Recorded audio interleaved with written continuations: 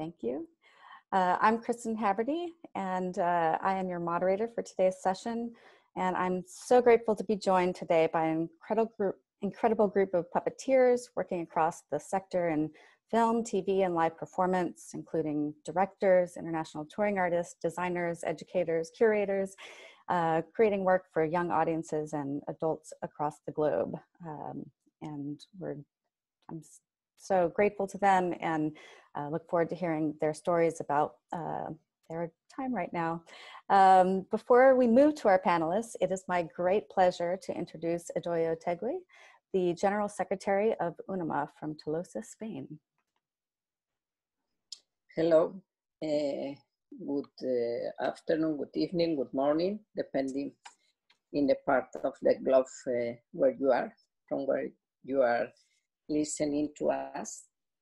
Well, today we have the second roundtable of this project, ResiliArt, which is an initiative from the UNESCO, to which UNIMA, that you know, that is a part of UNESCO, is pleased to join. Well, as I said, it's a series of roundtables. The first one was last week. It was in French, and it was, I must say, a great success for being the first one. It was followed by 6,300 something people.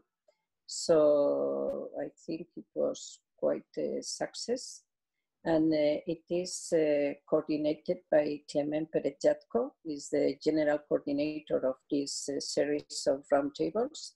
And we have, when we decided to join this initiative, we decided to have these roundtables in different languages and different parts of the globe. So we started in French, in Europe. Now we are going to America with Christine in English. Then we will go we will continue in America, but in Spanish next week. Then we will follow to Europe, to Central Asia, Europe in Russian. Then we go back to French, but in Africa. And then we will continue in English in India, and we will finish in August in Asia Pacific area in Chinese. But we are not going to finish there. We will make a break in August, in summer, but we'll come back in September with national roundtables. And then we will finish again with another series of transnational roundtables. And the reason of these roundtables is to know how is this COVID pandemic affecting the artists, the artists, and of course for us in our world, in the puppetry world. And well, I don't want to say anymore, because the interest is to listen this wonderful panelists that Christine has been able to join together this now, because in some part of the globe is morning, here in Spain is almost the evening. And well, I pass the word to Christine to present us these people that I'm sure will tell us a lot of interesting things.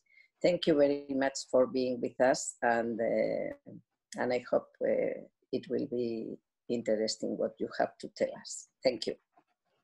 Thank you so much, Idoia. So in preparing for today's panel, I've asked our panelists 3 questions to consider as they share. The first is, what are some of the most immediate challenges you or your sector have faced? The next is, what solutions or resources have you found most helpful during this time? And then, what are your next steps as you navigate the process. So you can ask questions at any time via the Q&A, and we'll get to those after everyone has spoken. And without further ado, I'd like to introduce our first panelist.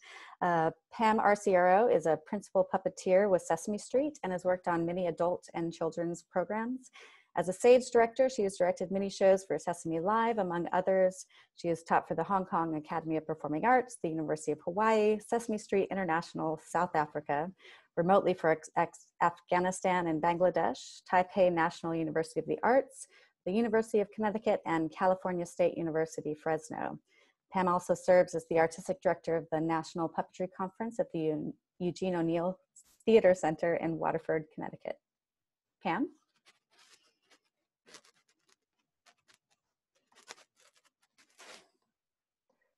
Hello.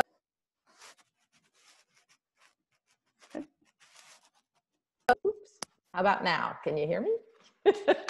Okay, thank you very much. I'm really pleased to be part of this panel, and I'm very grateful to everyone here who's helped to set it up through UNIMA. In my sector, I'm a performing puppeteer, and COVID happened on, we shut down, I guess March 15th was the last time I worked. I was directing some Sesame Street characters who were doing the voices for a show I would have been directing in Turks and Caicos in Jamaica in August. Maybe it'll still come through, but everything shut down pretty hard right at that point. And that included things like we were going to be shooting a few more episodes of Sesame Street for this season.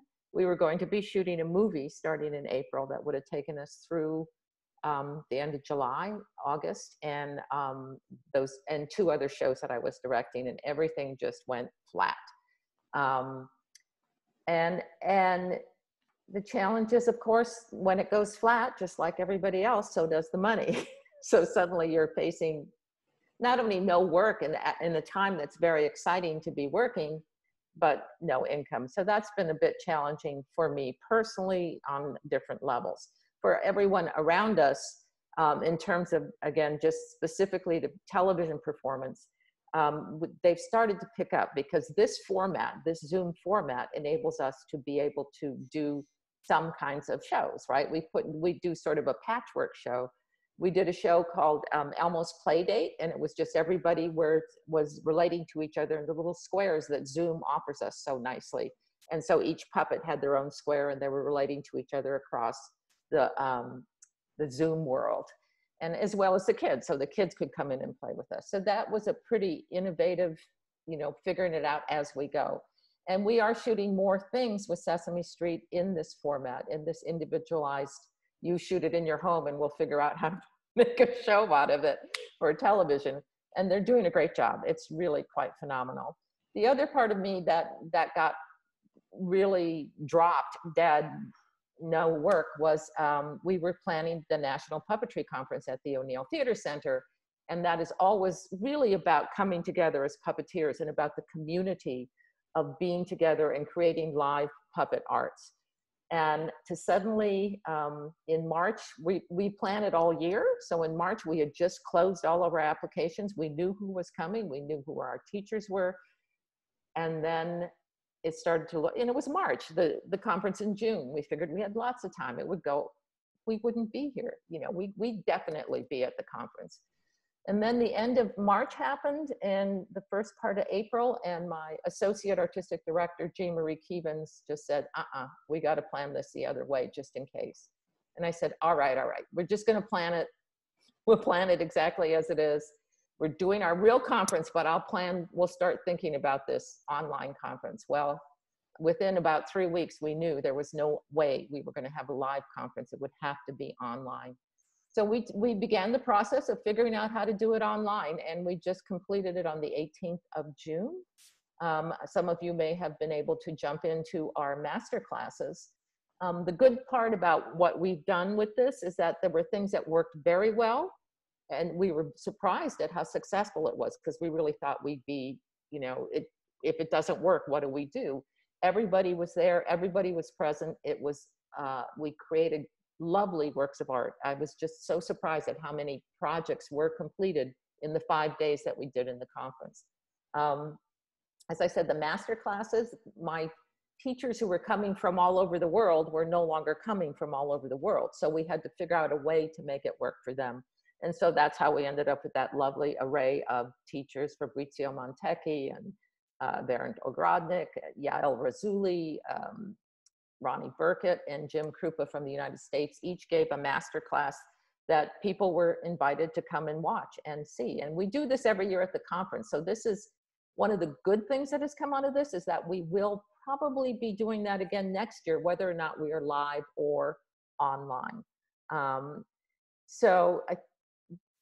Those were really quite inspiring and helpful in this time of a lot of confusion about what we're doing next and isolation. You felt less isolated as a puppeteer during that time, at least for us. What's the third thing? The next steps that we're looking at is we are starting to plan both ways now. We're planning both online and for next year, planning online and for a live on-campus event, which would be preferable because it's live theater that we create and it's live theater that we love so much, you know. In terms of Sesame Street, we're actually are moving forward, and we may be shooting a few things in August. The unions and the New York City is allowing us to shoot things with 10 people or less. You cannot have more than 10 people together. So that means your cameraman, your lighting, your audio people, the puppeteers, the puppet wranglers, everybody, you cannot have more than 10. So it'll be interesting to see where we go from here. And the plans are just to keep moving forward in that direction. Thank you so much, Pam. Next up, we will go to Raymond Carr. Raymond is a Jim Henson Company trained puppeteer who has been performing for more than 15 years. He has traveled to every major city in North America and parts of Europe, working on multi-million-dollar productions. He is skilled in state-of-the-art animatronics, Muppet-style puppetry, motion capture digital puppetry, and traditional theatrical puppetry. Raymond is one of the main characters for the Jim Henson Company's new show, Splash and Bubbles, on PBS Kids. And Raymond? Hey, it's so lovely to meet everybody here and such an amazing international group of people. Yeah, right now I am based in Atlanta, Georgia. And it's a little different out here. It's still a bit of the Wild West. People are still trying to get their footing as to how to deal with all of this. Like everybody else, I had 1.5 million different projects set up to go into place. In fact, around March, I was having a bit of a panic attack, realizing that I bit off more than I could chew with all these projects. And I was like, I just need a break, man. I just need a break. And be careful what you wish for, because boy, did I get a break. It almost broke me. You know, one thing that we have, obviously I've ran into the same problems that everybody else has. So I won't really deep dive too much into that. But one of the things that has been inspiring is just the way that we've been able to innovate with technology. I have a company in Atlanta, and we do a lot of avant-garde, weirdo puppet theater, but we also specialize in commercial work and more visual effects work as well in the film industry that's very large here. So one of the first things I was doing was a commercial that we were slated to do before the pandemic. And one of the ways that we were able to get around some of the problems was it was just a laundry detergent commercial where the laundry was marionetted and was coming live and talking about how much they liked their laundry detergent. So what we ended up doing is we had a setup day with just myself and the director kind of working out what the puppets would do. And then the next day, the lighting department came in and lit the whole set and built the whole sets and what have you. And then the following day, the director and I came back in to just focus on the puppets and the lighting and everything. And all the clients were virtual. So we just had a laptop set up with the cameras, several cameras set up. And we were able to check in with the client and be like, how was that? Just kind of nice to not have them over our shoulders the whole time. So another way that we're innovating is, I use the term innovation loosely because it's mostly just borrowing and stealing ideas from other people, you know, we were planning on possibly investing in better cameras and different things when this whole thing came out, just so we can engage our audience more. And we kind of settled on, honestly, getting better cell phones. The iPhone 11 Pro, which this is not a commercial for that. A lot of the higher end cell phones do have just amazing camera work on it now. And we were kind of able to rope a new phone into our own payment plan with our current phone system. So we're able to shoot 4K HD footage, shooting on green screen, and then using that to composite it into different scenes. So I'm able to, just with myself and a small green screen, do a puppet segment, much like Pam is referencing it with Sesame Street, and then have somebody else do a similar puppet segment or scene, and then going in post-production and using them to composite them together. And though that does, you know, a lot of us, especially theater-minded people, do have a natural aversion to certain technologies.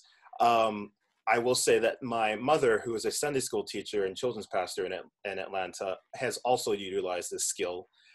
So she has pushed herself technologically. So yeah, the big thing that I'm really learned and am encouraging everyone else to do is to push themselves a little bit more with technology, because it really is dummy proof at this point. There are a million different tutorials online for everything you could need, everything from basic motion graphics and simple animations to green screen things of this nature. And you know, my performance partner and I are documenting some of our pieces that we've been doing for years. And we're able to just basically use a high quality cell phone and a green screen to shoot them in a quality way, so that we not only have it for our own archival purposes, but now we're able to put them out to a larger audience out there. So to that point, we even, we had a client that was going to be doing something with animation, these small segments, and we talked them into doing little paper puppets. And we were able to shoot all of that with our cell phone on green screen, and then move those paper puppets into different worlds, just with simple motion graphics and everything. So I guess, yeah, it's, you know, I would suggest and encourage everyone to just embrace this different technologies and educational aspects of that technology as best as we can, because the world is truly open to all of us right now. Great. Thank you so much, Raymond. Next, we have Kata Choctaw. Kata graduated from the Department of Cultural Organization with a specialization in theater at János Pannonius Academy in Pécs, Hungary in 2000. In 2001, she enrolled at the Alexander Szwelerits State Academy of Theater Arts, Puppet Theater Art Department in Białystok, and graduated in 2006 with a degree in both specializations of puppet theater acting and directing. Since 2008, she has been pursuing a doctoral degree in liberal arts at the University of Theater and Film Arts in Budapest, Hungary. Kata? Yes, thank you very much. In my example, it was a little bit different because, first of all, in March, I was directing in Poland and I was with my children. So it was, first of all, very difficult to get home, crossing borders and so on. And then a completely new reality just came, that we have to sit at home. I have to learn with my children. I have to have my lectures with my students from the university through Zoom. And they made a lot of questions how I can teach the practical lectures through internet, through online. So it was a quiet, interesting time. And then it is just changed. I mean, first of all, we are very lucky because Hungary has the less, I think, dead people thanks for virus. So it is a very healthy country, let's say like this. But on the other side, our politicians just starting to make some kind of unnecessary scenes, and they are just jumping and doing some really hard situations. For example, our university have to change our model, and now we will be a private university, but it's changing a lot of things. So now we are facing another difficulties. And in the same time, and the last year we won a grant from ResiliArt from Brussels, and we could open the new course from, it's called Puppetry. It is an international course for everyone from all over the world. And the first entrance exam is just finished in February. So we were so happy that we have 15 international students really from each continent. And now we just have to face that they are sitting at home and they are waiting because they don't get visa. So we have to postpone everything. And now we are just struggling or we are just trying to figure out how far away we have to postpone the starting of this education. So let's say from the point of innovation, it was really interesting because a lot of lecturers, professors, just starting to have a different conversation of this topic. What does it mean? Practical education, how we can teach through Zoom, through Skype, through this technique. How much really it is useful for the students who are really very tired, watching the screen all day, and they are just can use their brain. But another side, they get a lot of the topic just much more deeper because they have time now. They are not jumping from one subject to the another subject. They are sitting at home. So there were a lot of subjects where I find out that they can get much more deeper and they can analyze. So it was a really very interesting and a completely new impulses to us, and I think to the students also. So now we are at the starting point again. We have a conversation and conferences, national and international as well, how they can come out from this, what we can use from each other. And I think it is a very good starting point for the discussions. So if I have to say something from the innovation part, it is really good, or I mean, it is positive from my point of view. You were asking about the female, what is the differences, how I felt. I would say from my private life, I am just very happy that my children are so big that they are going to school and I am not get crazy in the 2 minutes. I mean, I get crazy during this period when I had to sit with them at home and I have to teach them. And I am very proud of the pedagogues who are doing it in the all day. So I am just, I think I have to just double check all of my point of view because it's just changed. Let's say like this. Thank you very much. Thank you so much. Next up, Dimitri Jageneau is the Artistic Director of the Royal Theatre Peruchet since 2008 in Brussels, Belgium. He's a marionettist, curator of the International Puppet Museum, Brussels, that was founded in 1938, and the Artistic Director of the International Festival JEM, European Puppet Days, since 2013. He's a dramatist and director, author and essayist, Vice President of UNIMA Belgium French section since 2018, International UNIMA Independent Counselor since 2016, member of the International Commissions UNIMA Europe, UNIMA Heritage, UNIMA Communications since 2016.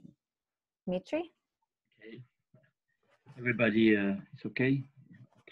Thank you for the invitation and for also sharing moments and opinion. I'm listening the challenge or the despair in this difficult time. I would say that for puppeteers, in most of time, I can understand that we have to face something unbelievable or so difficult, or perhaps the essence of on art was totally smashed, because I don't know how many shows were canceled all around the world. For example, Puppeteers in Belgium is closed and there are no shows until now, and we'll start perhaps this July or August, but the next festival open in Belgium is in September, and half September, and we hope that we will not have a second wave. Of course, it's a challenge, but when the 12th of March, you have the the news that you have to close your theater. And we have the chance to have a fixed theater. So we have a program, and every week, and we have also schools coming to see shows, and we have our own museum. There are a lot of activities, and we are listening that all the big theater opera is closing. And after that, we are listening the Premier Minister, or they say, oh, we will close in 4 days. Like everywhere. But I think it's very difficult for all puppeteers, and more for all independent puppeteers, to face about this event. Even if we can propose shows by internet, for example, we can, and free shows, and we have some colleagues, they are playing on the Facebook Live, but the result is that we are trying to survive, everybody. So it's a little bit, in this situation, it's a little bit the panic of own art. And even the COVID was a kind of a contradiction or a destruction of own art in the first moment. There's no possible shows anymore. That's like that. So that's what we will do. By internet or by virtual means, we can try it. So after that, it's a kind of, I don't know, there are some friends, they are saying that it's a kind of Uberization, Uber system, even if in puppetry, if we can try to give some virtual shows to people, and there are very good shows and very bad, and so no matters, but we have in the core of the question of on art. So if it's possible to make theater anymore, so something like that, or I think I haven't touched puppets since really 3 months. So no shows. So that I can try to make a show for 30 people or 100 people on the web and the Facebook Live, but I don't think that is an answer. For me, for example, as puppeter, because the techniques is not so good. We have to develop techniques. I totally agree with Raymond Carr. We have to develop more things. But in the emergency, when we are a little bit astonished by the fact that this COVID destroyed everything, every possibility of meeting people. And the public, which public we will try to find by virtual communication. So we have changed already a kind of paradigm. The paradigm of theater has to change if the theater will continue as we know before, and the paradigm of audience. So which audience will be able to see a puppet show on the screen? So and we know that theater by screen or on TV is not theater, for example, with actors. It's not so good. So we have the chance of animation in puppetry. It's true, that's a big part of the 20th century. We have the chance of animation, but all the puppeteers are not in this animation view. So that's we love puppet show. This simply a way of meeting people on the street or on the room audience. So that for me, the challenge, I don't think that we have overcome the challenge of COVID, because we are still trying to find something.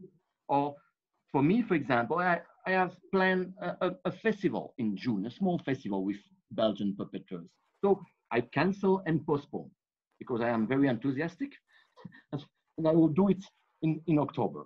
I hope that it will be okay, but if it's not okay, one more time we have a problem, or we will diminish the possibility of audience in my room audience. We cannot do 150 people, we will do 60 people. So, and after that, the audience, they will be agreed to come with mask or something like that in this context. But that's, of course, we have to innovate. But the innovation of the theater was a big step in the mankind 5 centuries before Jesus Christ. So that's puppetry is not only the challenge for puppet theater, it's a challenge for the whole theater, so or for the opera, or for the dancers. So that's not so easy. And unfortunately, the worst is that independent puppeters will suffer so, and they will disappear perhaps. There are so many tragedies. I think that we don't understand what happens really for the puppeters everywhere. So that I don't speak about institutions. They will survive normally, institution. Or me or not, no, it's not a problem. But I am speaking about all these thousands and thousands puppeters.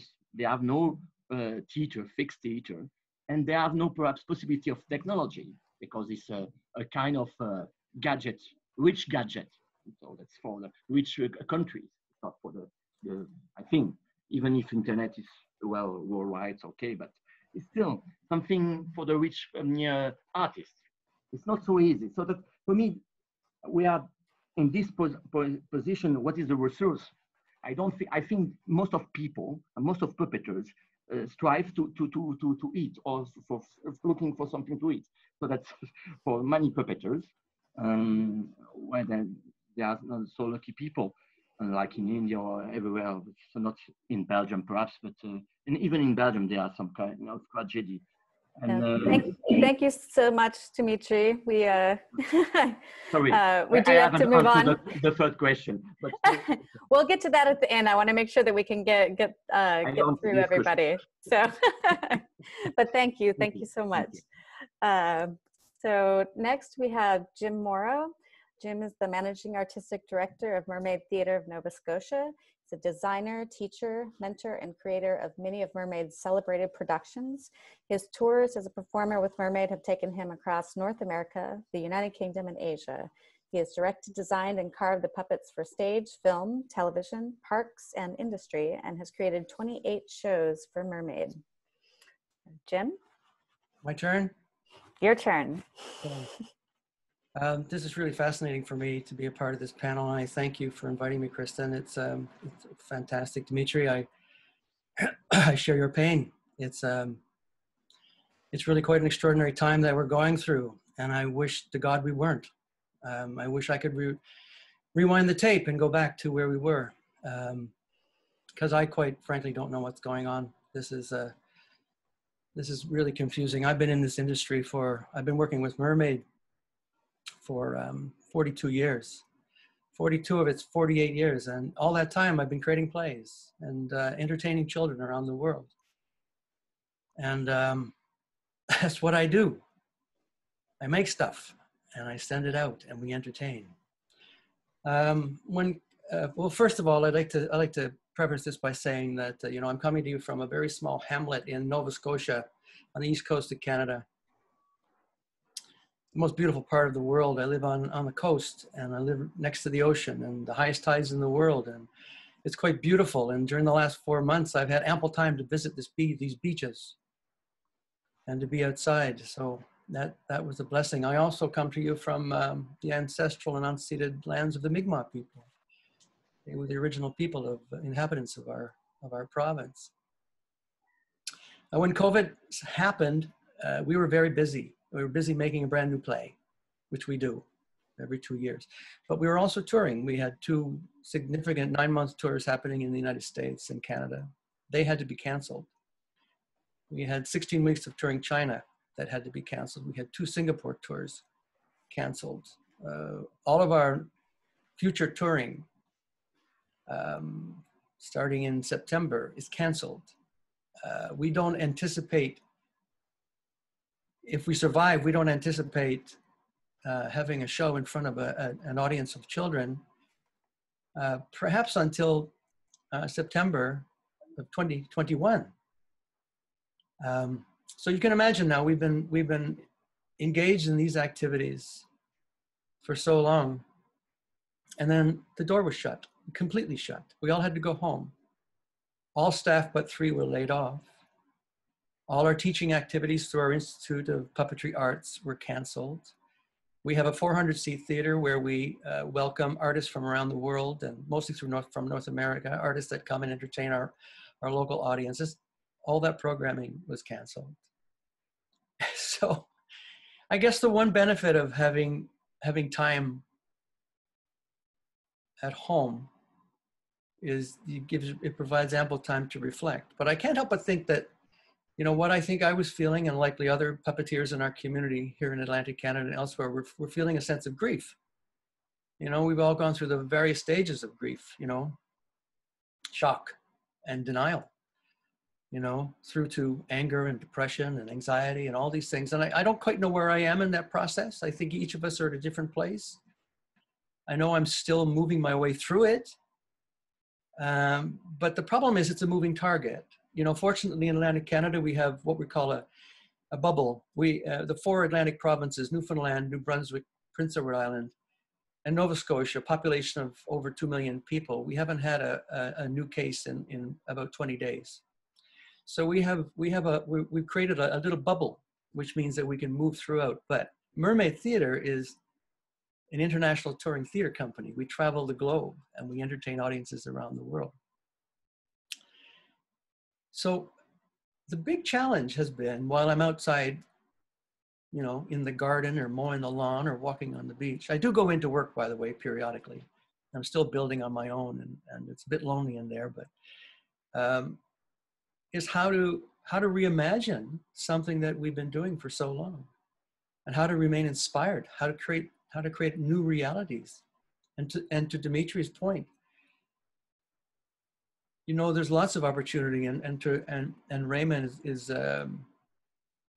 has been inspirational in his encouragement to investigate new media. And I think part of the issue with that is I think everybody is now investigating new media. You know, at some point, the world is going to be populated with all kinds of great new videos online. And so we're struggling with that a little bit, but we're not defeatist. We're going to come out, and we're going to come out, you know, fighting, and we're going to come out stronger, I think, than ever. Because I think what the last phase of the grief process is, you know, is action. I think at some point we have to do something. We're not going to just go away. Mermaid Theatre is going to remain strong, and it will have a new face. It will diversify, for example. We have new strategies around how to teach remotely, how to create online content, which is really quite exciting for us, how to take the knowledge that we've built up in live theater and how to apply it to new media. We're really excited about all the potential in there. We also haven't given up hope. You know, we hope that maybe Atlantic Canada can be an inspiration to the rest of the world about how to manage this madness. You know, I get depressed a little bit when I see what's happening down in the United States, but to be honest, it's really quite demoralizing for all of us, and we feel very bad for all of our friends who have to endure this craziness. But we've managed in Atlantic Canada with support from our federal government, who have come up with programs. Each individual in Canada is now supported. Everybody has money from our government through various programs. Theater companies are supported through new money and new investment. The challenge there is it's not going to last. At some point it will stop. And the big fear now, the rising anxiety among community members and puppeteers and everyone, is that what happens when it stops? And the pandemic hasn't gone away, and the paradigm hasn't shifted. What do we do then as a community? You know, I think part of it is to remain vigilant, listen to our medical people and do what they say, wear the mask, do these things that are important. And I heard something interesting today, that maybe I'm just being ridiculously philosophical, but you know, this little bug that has infected us has given us opportunity. You know, a lot of us have become smug and we've been doing things the same way for a long time. It's given us an opportunity. You know, for the first time, I think in well, memory, or maybe ever, the world has a chance to work together, to do something, you know, to pull together to stop this craziness. And maybe that's the lesson that we have to learn. But I have faith. I have faith that we're going to come out of it. And and be stronger, and maybe even at some day travel into a theater in Atlanta or in New York or in Belgium or in Hungary or wherever, or South Africa, Kenya, and perform our shows for you know, the beautiful children of those countries. So hope is, you know, thanks, Thank you Kristen. so much, Jim. I also had that hope. Next, we have Phylemon Odhiambo Okoth. He's a puppetry community education trainer and artistic director. He has been central to the development of puppetry and social development in Kenya and other areas in Africa. In 2004, Phylemon became the founding president of UNIMA Kenya. In 2006, he launched the Kenya Institute of Puppet Theater, where he serves as artistic director. KIPT trains community puppeteers and seeks to increase levels of professionalism in Kenyan puppetry. Phylemon?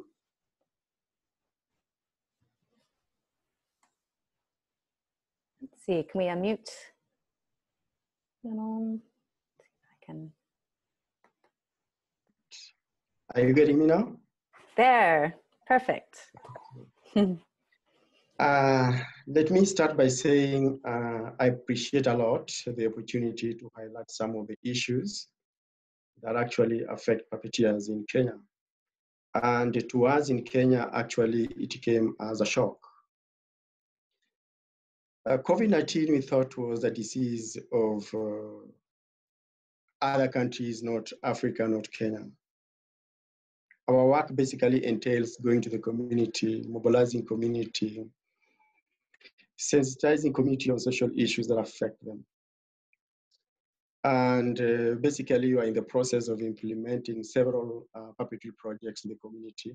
We just gotten some little funding from different donors, from different private sector. And we had also gotten a lot of contracts to perform in malls for children during Easter holidays. And it came as a shock because the government just said community gathering stopped, movement restricted, theater closed, and everything suspended. We couldn't really understand it because it was just like, it can never happen. And to puppeteers in Kenya, it was really, really a shock. So what we had to do, we had to comply. We had to comply and make sure that we comply with the government regulation. We had to cancel all our community performances. We had to liaise with our donors and see how best we go about our contracts, of which most of them also suspended the contracts. And that technically means we didn't have any income. There was no money. So it was like survival. How do we survive? And because we had also lined several activities, major international activities in place, like the International Puppetry Festival 2020 in Kenya, which was supposed to be in September. We had also started working with the University of Nairobi, Department of Performing Arts, to basically introduce puppetry as part of the department. All these were like very good ideas and very good project for us that we were pushing the agenda of puppetry forward. And all these were suspended. What were we to do as puppeteers? So as Kenyan puppeteers, we came together, we discussed, we sat down, and we realized, yes, we have to accept the situation. We have to accept the situation as per now. So what did we do? Fast working. No going to the office. That was a condition. So we decided we only go to the office only three puppeteers at a time, which was quite difficult because we are used to this kind of work where we work as a team. We go out as a team of like 8, 10 puppeteers with all those our gadgets. It was office work. We are never used to office work. We are never used to working in a small team like that. But anyway, we are trying to learn the tricks of survival. Though it's difficult in terms of sometimes putting food on the table for most of the puppeteers, sometimes difficult to support their families, and sometimes not very even easy to go to work, to the office, in case you are on duty. But we are on the way, trying to make things work out for us. What are some of the solutions that we're trying to put in place to help us continue our work? We've been talking about connectivity. We are trying to connect and to make sure that we are connected to the world. And one example is now, just basically to highlight what we are doing and to see how we can create partnership, collaboration, and for people to understand how puppeteers and, in broader sense, the creatives are doing in Kenya. We have also gotten in touch with the government, and it's a good thing that the government also is coming out to see the plight of puppeteers. And of late, we've received some little support. And basically, to help us reach the office, to help us move around, and to help us continue the basic elements that we can do to sustain our work. We are developing now the digital platform, and it's good. Some of our supporters, some of our funders that are supporting different projects that we implement are now thinking on how we transform most of their work into digital, put the work into digital platform. And we have created several series, and I think the department is doing well. Before we started, the challenge was, just as somebody highlighted earlier, do we have the capacity? Do we have the know-how? But COVID, the advantage of COVID is also that it's now pushing us to learn. We have to know, we have to learn the trade.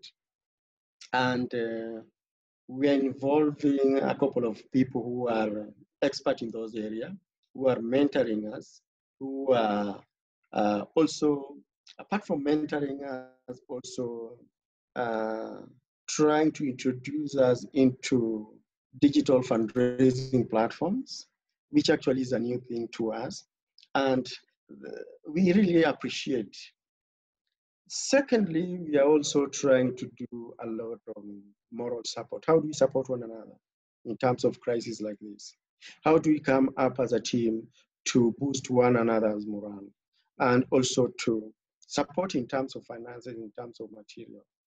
And I think COVID is giving us a good lesson that we need also at all time to know what your friend is going through, the fellow puppeteer is going through, where they live and how they live, what kind of support they need in terms of crises like this. And I think, to me, it's a good lesson. As a coordinator of puppetry program in Kenya, it's really a good lesson for us. And these are seen as now creating several platforms that we can be able to share what we do at group level, at individual level, as organization level, and as at country level. Share what we think can help us at any level we can support. Then we've also started thinking about policy. In Kenya, we don't have actually art policy that can guide us. Now we have started thinking on how to lobby the government to create policy that can support art, and more so in terms of crises like this. The good thing is that apart from puppeteers, other artistic genres are also coming in place, and seeing that, yes, as a team, we can move and create a conducive platform for survival of artists and puppeteers in the future. Our next step. Thank you. Phylemon, we have just a little bit more time, and I want to make sure that we get our last panelist in a few questions, but we'll follow up with that at the end. But thank you so much for your thoughts. I think the policy question is absolutely something that is really important to look at. Okay, next up, we have Zhani Yang. She's the director and producer of multimedia theatrical and visual performance works with an emphasis on puppetry arts. Her work has been performed widely internationally in North and South America, Africa, Europe, India, and the East. She's the director of UNIMA South Africa. Thanks, Kristen. It's so great to be here with everyone.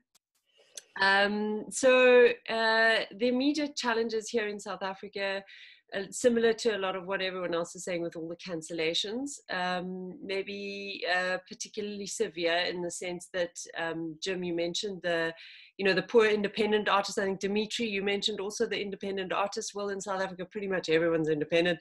It's kind of unheard of for there to be a resident theatre.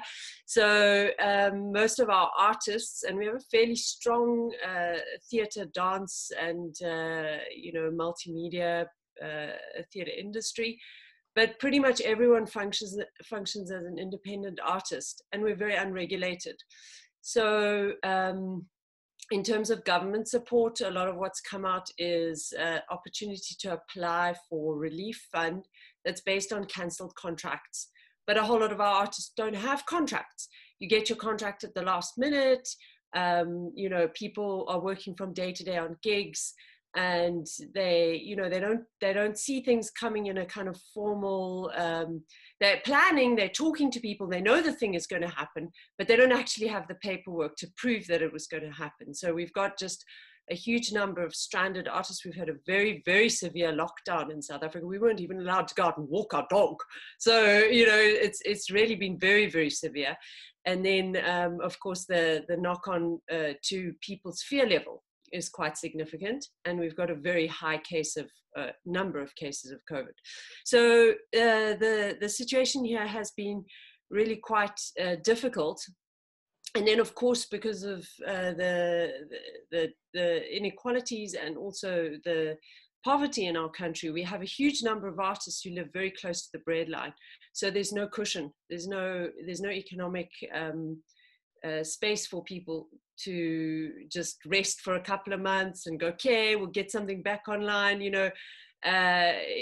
there's nothing, and there's no bread on the table. So the situation has been quite hard. And I think it's affected all genders equally.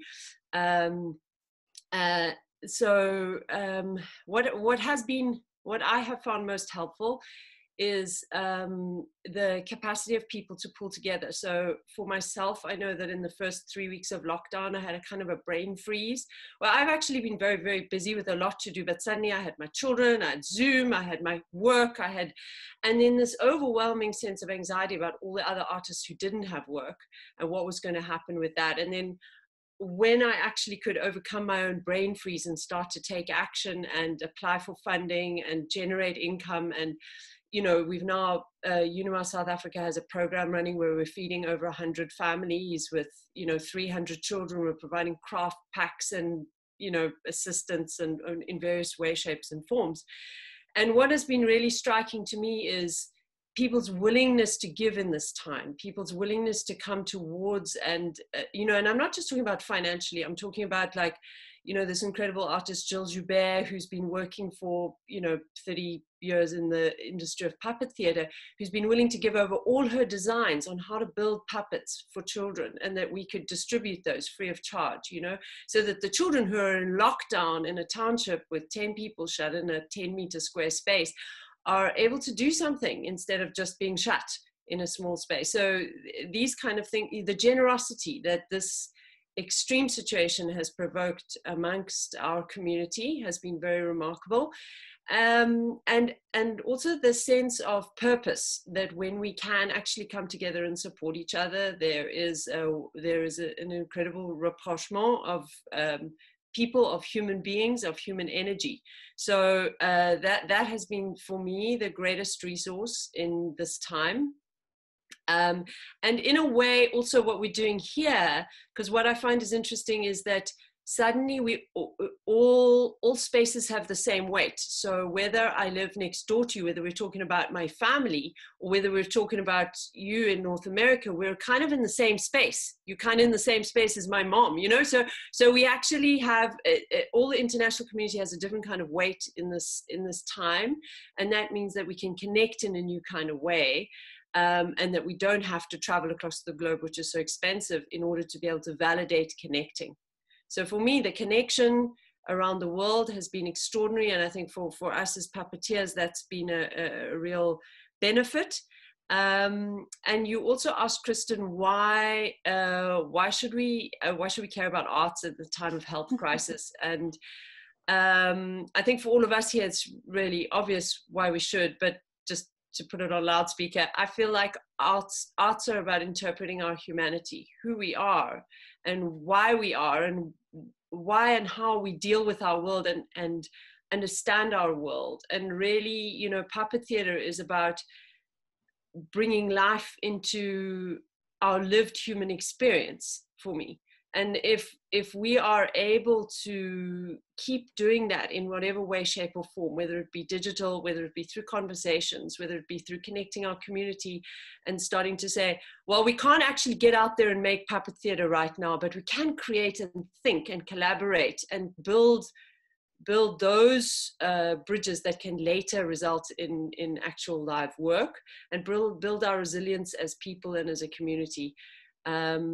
As well as preparing our capacity to interpret this very difficult and fearful situation. I think that our arts are extremely important, and we need to do everything we can to keep them alive.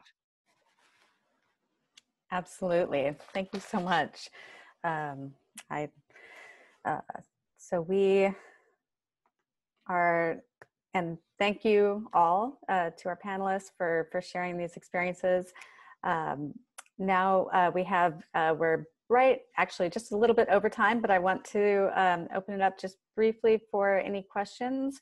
If we have any, I don't see any in the Q&A, but actually I would love to open up to the panelists as a whole, just a question in terms of policies, and I think that the reflection that individual artists versus artists associated with institutions, or that we're all affected in certainly different ways, but all also,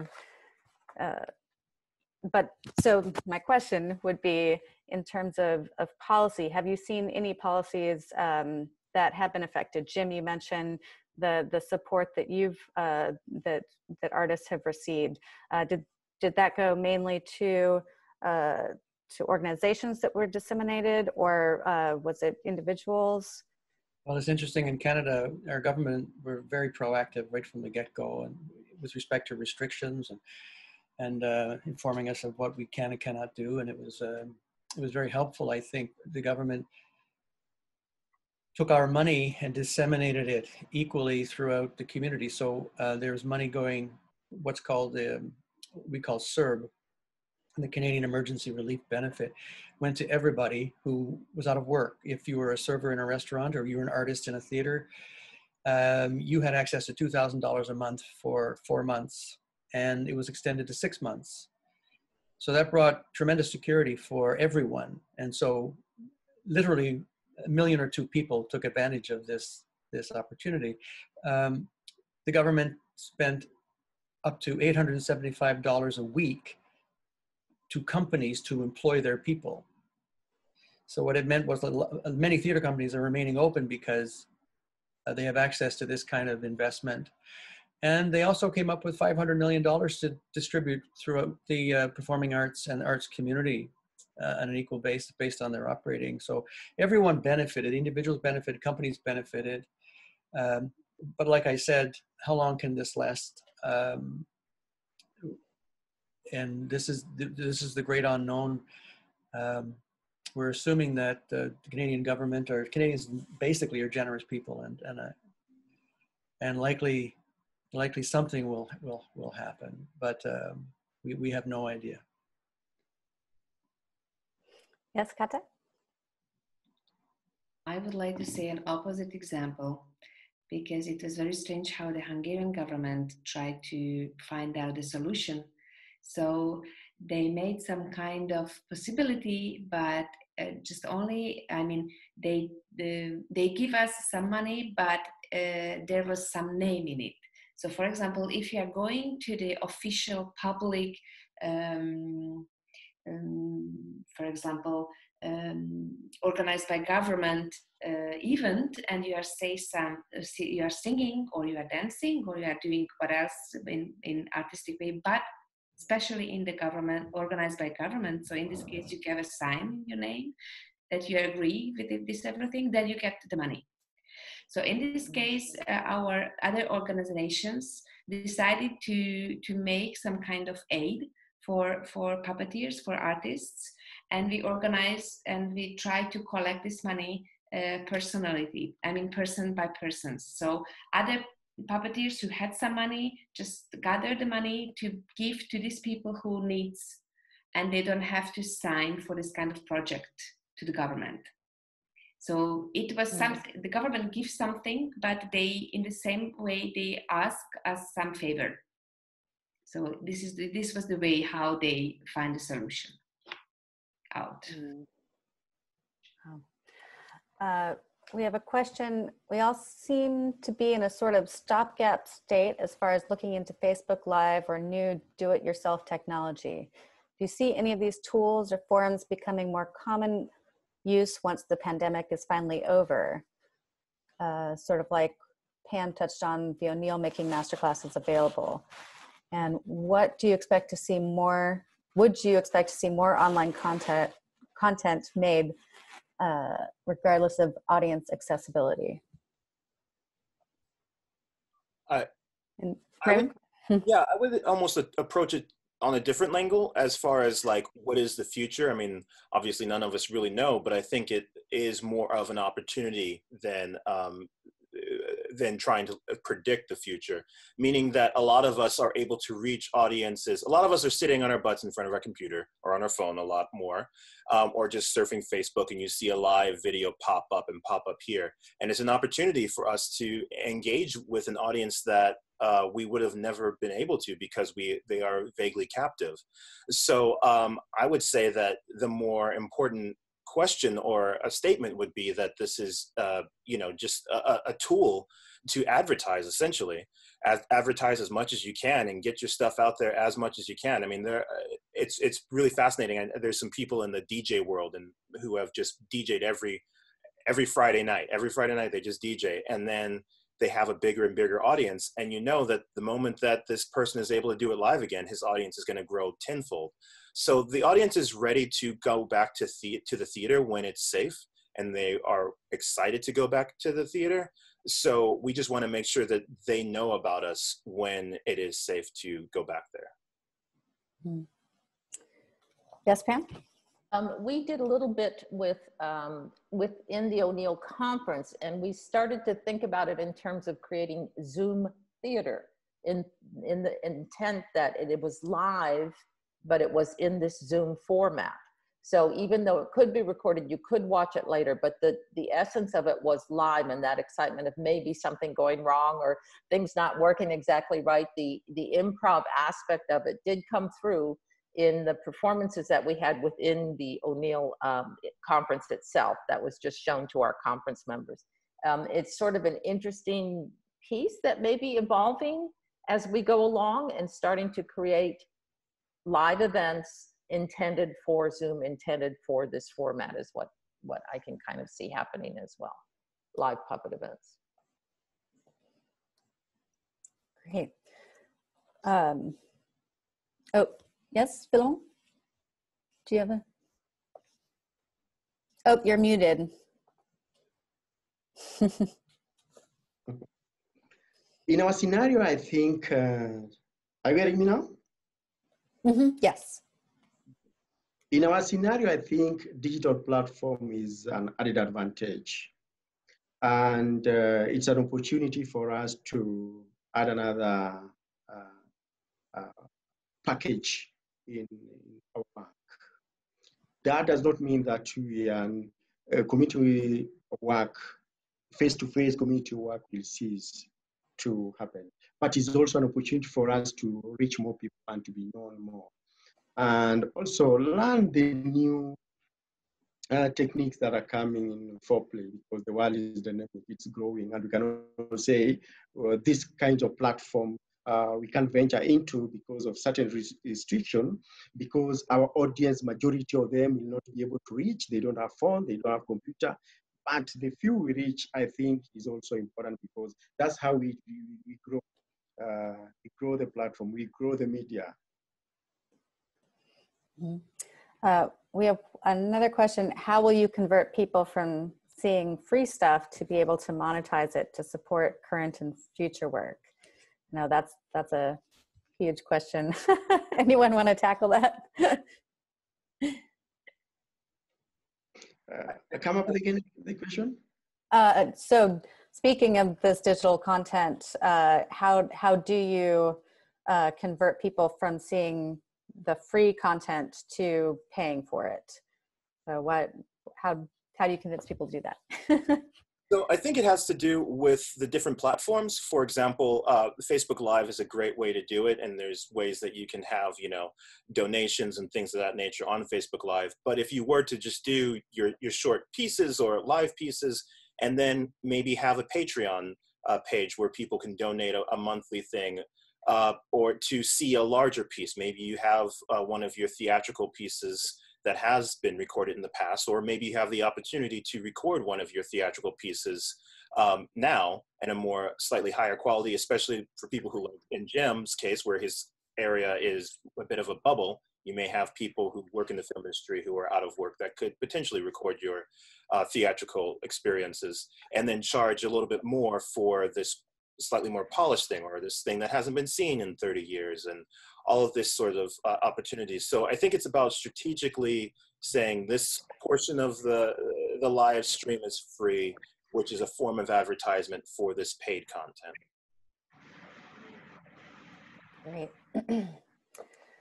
So we have gone over our time, but I thank you all so much we have one more question coming in. So if everyone can stay just a moment, let's get it. Artists are the people who are now hit the hardest financially, emotionally, and mainly mentally. And I think this is an area which really needs to be addressed. So many are now feeling depressed. How are other puppeteers dealing with this?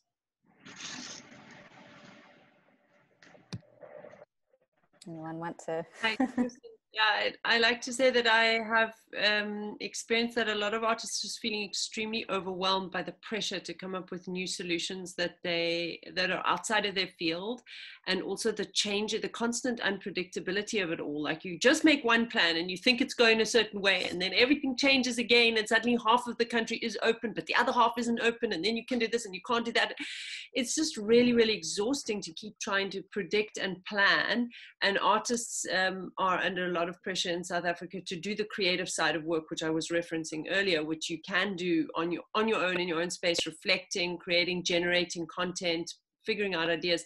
It's actually very exhausting to be under constant pressure to come up with new projects, to figure things out. So I think that it shouldn't be underestimated how hard it is for us to cope emotionally with the weight of this situation. I mean, I've experienced a panic attack, and I've had work, lots of work, too much work, Mm-hmm. So I really, and something's never happened to me in my life before. I'm a workaholic. I thrive on stress. And really, this situation has taken stress to a whole new emotional level for me. So I really, my heart goes out to other puppeteers, to other artists. And I think that we need to keep talking so that we know that we're not alone. I read an article about experiencing grief, which Jim referenced earlier.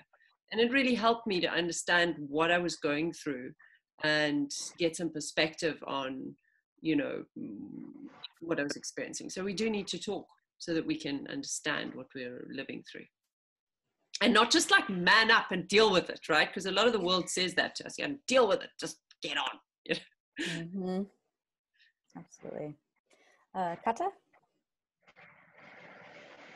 Yeah, I just would like to connect, because what I saw that in everyday's life, everyone is doing what they have to do, and there is no time to just get a big breath. And now there was the shocking, I mean, one of the side of this shocking was that you have to sit at home. So you have to be happy. You are at home. So why you cannot smile and why you cannot enjoy it? And everyone just felt this kind of pressure on them.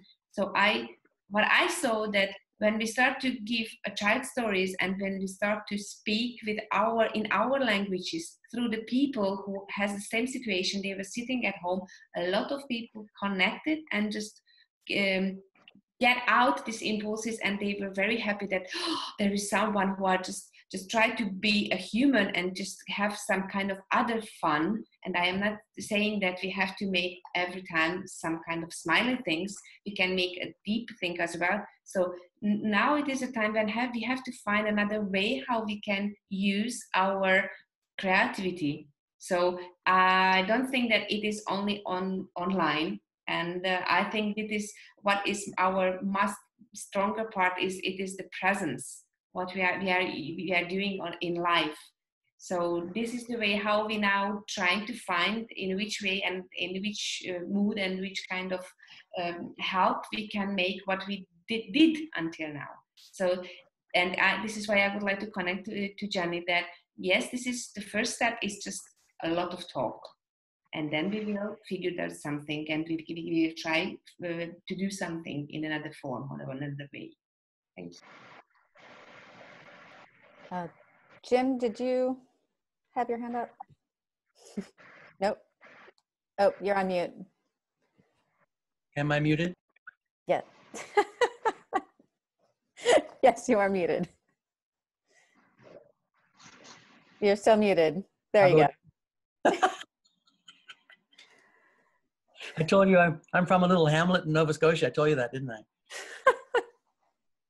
I? What I've found extraordinary is what really helps is to pick up the telephone, not Zoom, not this, but pick up the phone and give someone a call. And I've noticed that people want to talk. People want to share stories. And even that simple act of having a conversation with someone is really therapeutic. It doesn't help in the long run. I mean, but you know what? It's interesting. Problems are solved as we talk, and people feel good. So in my capacity as the president of UNIMA Atlantic, I'm making an effort to reach out to all the puppeteers I know just to see how they're doing. And just so that they know that there's someone there who does care. And what I've discovered is that this pandemic is creating really interesting communities of people. We know we're not alone, and we know we're all struggling together, and that there is a friendly voice at the end of the line who cares about me. So that's a very simple act. It doesn't bring any money in, or it doesn't make maybe the easier to buy groceries, but it certainly makes people feel better. I'm going to mute now. Okay, thank you. So thank you all for staying a little bit later and for sharing your stories today and having this conversation. I think the ResiliArt project is about having those conversations and hearing from artists and what they're going through, because that's the way that UNESCO, UNIMA, all of us can start moving forward and finding solutions, and also just having that moment to mourn as well. I think it is something that we are all experiencing. So thank you all. I'm going to go ahead and share my screen now. As I have, there will be, whoops, let's see, the next debate, if I can find the, oops. Oops. Fine.